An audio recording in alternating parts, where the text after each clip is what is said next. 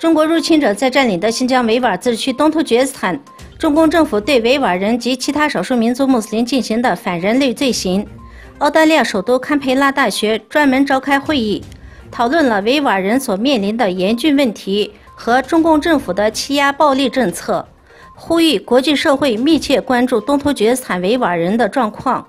严厉谴责了中共政府的残暴独权政策。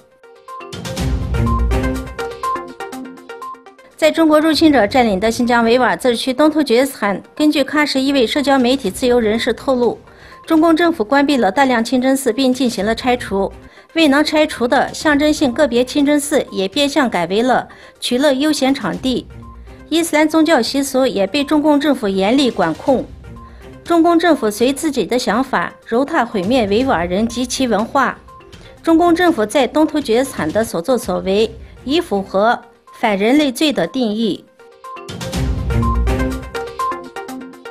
根据新疆维吾尔自治区东突厥斯坦霍尔果斯海关相关数据统计，截止6月30日，2018年上半年中亚天然气管道向中国输气1600余万吨，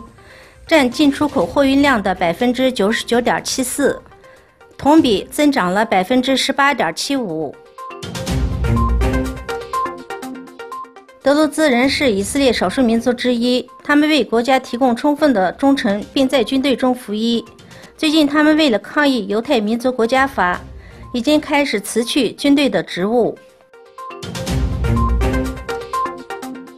哈通社阿斯塔纳7月31日报道，巴勒斯坦外交部长利雅得·马利吉日前首次对哈萨克斯坦进行了工作访问，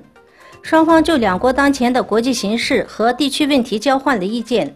并就双边合作的现状和前景进行了讨论。俄罗斯外交部长谢尔盖·拉夫罗夫和日本外相草野太郎举行了会谈，讨论了自第二次世界大战以来未签署的缔结和平条约，建立两国之间永久的和平稳定。